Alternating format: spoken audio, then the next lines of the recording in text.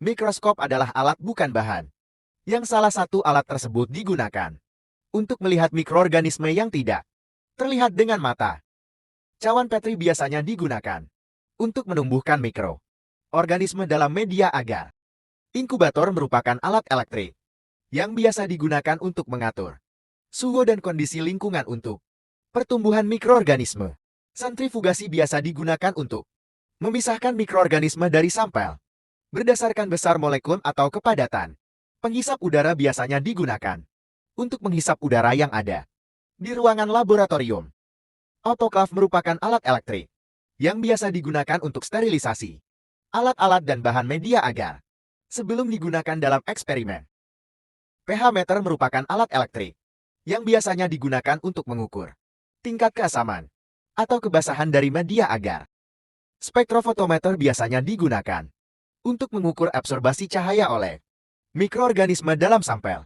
Termometer juga merupakan alat elektrik yang biasa digunakan untuk mengatur suhu dalam inkubator dan lingkungan. Oven juga merupakan salah satu alat laboratorium yang bersifat alat elektrik. Alat ini juga merupakan alat pemanas tertutup yang bisa diatur suhunya. Dan untuk jenis oven ini, dapat diatur waktunya. Alat ini juga merupakan alat yang digunakan untuk melakukan inokulasi. Tabung reaksi merupakan alat gelas yang biasa digunakan untuk tempat pencernaan atau digunakan menjadi tempat penyimpanan media. Pengaduk L berfungsi untuk meratakan sampel yang dimasukkan ke dalam media yang ada di cawan Petri dengan cara diputar. Lampu spiritus juga digunakan untuk melakukan sterilisasi sebelum inokulasi sampel. Rak tabung reaksi digunakan untuk menyokong tabung-tabung reaksi agar tetap stabil dan tidak mudah jatuh. Desikator merupakan alat gelas yang digunakan untuk tempat mendinginkan alat atau bahan dan juga menyerap air. Setelah pengeringan, koloni counter juga merupakan alat yang digunakan untuk menghitung jumlah kalori bakteri atau jamur yang tumbuh pada media pertumbuhan dalam suatu percobaan atau penelitian. Saya Monia Nabila Utabarat, NPM 2204290100 akan menjelaskan bahan-bahan media pertumbuhan dan nutrisi atau zat makanan. Adapun bahan-bahan media pertumbuhan yang pertama itu ada air atau H2O sebagai pelarut.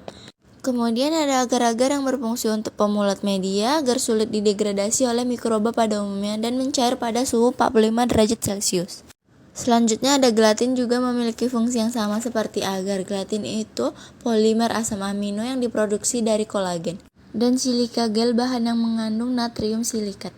Fungsinya juga sebagai pemadat media.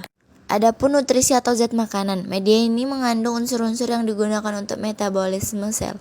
Yang pertama itu sumber karbon dan energi yang dapat diperoleh berupa senyawa organik atau anorganik sesuai dengan sifat mikrobanya.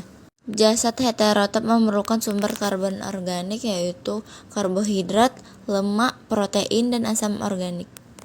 Kemudian sumber nitrogen mencakup asam amino dan protein. Jenis-jenis pada media pertumbuhan mikroorganisme berdasarkan sifat fisik. Media padat, media cair yang mengandung substansi pemadat atau agar-agar dan galasin. Media padat juga berguna menjaga sel tidak berpindah tempat sehingga akan mudah dihitung dan dipisahkan jenisnya ketika akan tumbuh menjadi koloni. Media padat digunakan untuk kultur bakteri pada piring Petri. Yang kedua, media cair. Media yang mengandung larutan cair dari suatu atau lebih dari konstituen medium cair pada tabung Hotong atau labu Erlenmeyer, umumnya dinamakan broth. Media cair digunakan untuk kultur bakteri dalam tabung reaksi atau botol. Media setengah padat. Media yang mengandung agar 0,3 sampai 0,4% sehingga menjadi sedikit kenyal, tidak padat dan tidak begitu cair. Media semi-solid dibuat dengan tujuan supaya pertumbuhan mikrob dapat menyebar ke seluruh media tetapi tidak mengalami percampuran sempurna jika tergoyang. Media selektif dirancang untuk mempromosikan pertumbuhan mikroorganisme tertentu sementara menghambat pertumbuhan mikroorganisme lainnya. Contohnya media yang mengandung antibiotik. Media diferensial membedakan mikroorganisme berdasarkan kemampuan metabolit mereka seperti fermentasi gula yang menghasilkan perubahan warna pada media. Media gabungan selektif dan diferensial. Kombinasi media selektif dan diferensial untuk membedakan berdasarkan karakter spesifik. Media transportasi digunakan untuk mengangkut sampel mikroorganisme dari suatu tempat ke tempat lain tanpa mengganggu keberlangsungan mikroorganisme. Medium penguji atau ESI medium. Medium dengan susunan tertentu yang digunakan untuk pengujian senyawa-senyawa tertentu dengan bantuan bakteri, misalnya mediana untuk menguji vitamin-vitamin, antibiotika, dan lain-lain. Media perhitungan, jumlah bakteri dalam suatu bahan, misalnya medium untuk menghitung jumlah bakteri E. coli dalam air sumur. Jenis-jenis sterilisasi dan fungsinya. 1. Pemanasan kering, pemijaran. Metode ini dengan memanaskan alat biasanya berupa OC di atas api, bunsen sampai ujung OC memijar. Pembakaran dilakukan untuk alat-alat dari bahan logam atau kaca dengan cara dilewatkan di atas api, bunsen namun tidak sampai memijar. Alat air oven. Sterilisasi dengan metode ini digunakan untuk benda-benda dari kaca atau gelas, tabung, elemennya tidak boleh bahan yang terbuat dari karet atau plastik. Oven suhu 160 sampai 1800 derajat Celcius selama 1,5 sampai 3 jam.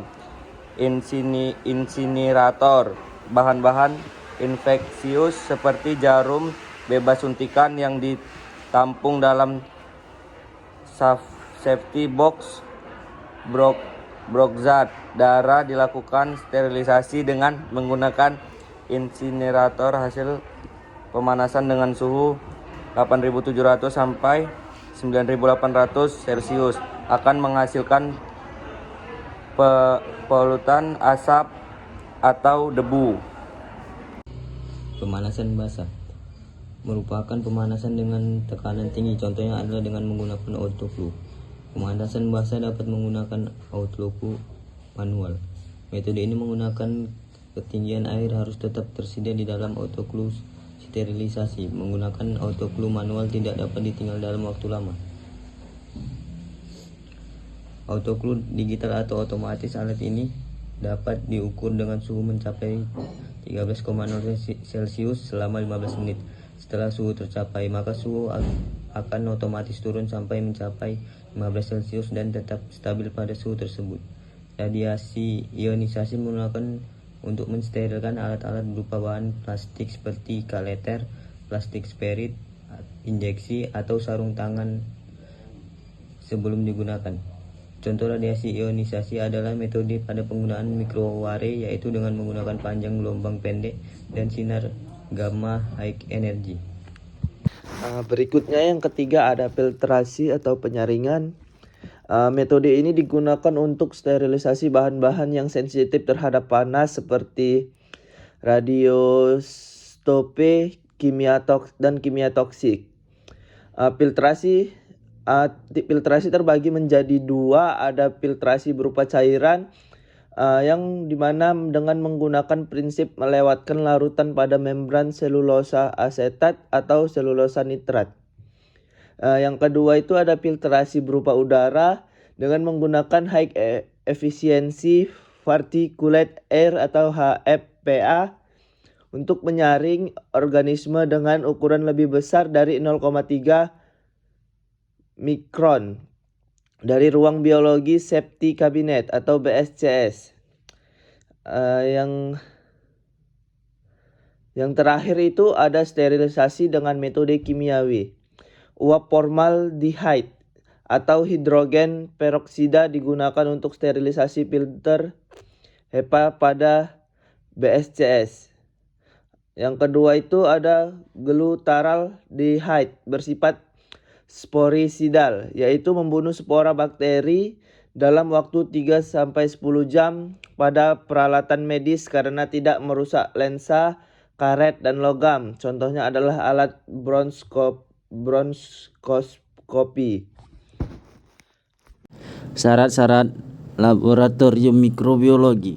Syarat laboratorium mikrobiologi mencakup sistematis alat media, penggunaan peralatan pelindung diri seperti sarung tangan dan lab coat, serta memelihara kebersihan ruangan. Selain itu, kondisi suhu dan kelembapan yang sesuai, serta pemantauan kebersihan secara ketat untuk mencegah kontaminasi. Selain itu, para peneliti juga harus mematuhi prosedur keamanan yang diletakkan untuk menghindari resiko infeksi dan kecelakaan laboratorium. Laboratorium merupakan salah satu sarana yang penting dalam proses belajar mengajar sebagai tempat belajar atau sebagai sumber pembelajaran.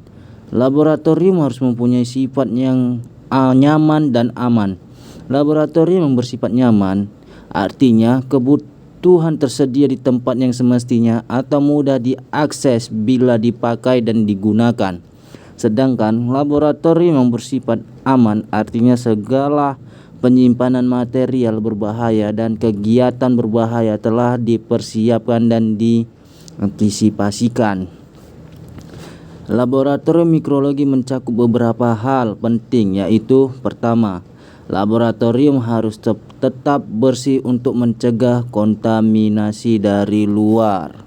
Tempat dan bahan-bahan yang digunakan dalam eksperimen harus disterilkan untuk mencegah pertumbuhan mikroorganisme yang tidak diinginkan. Lingkungan laboratorium harus diatur dengan baik agar suhu dan kelembapan tetap stabil.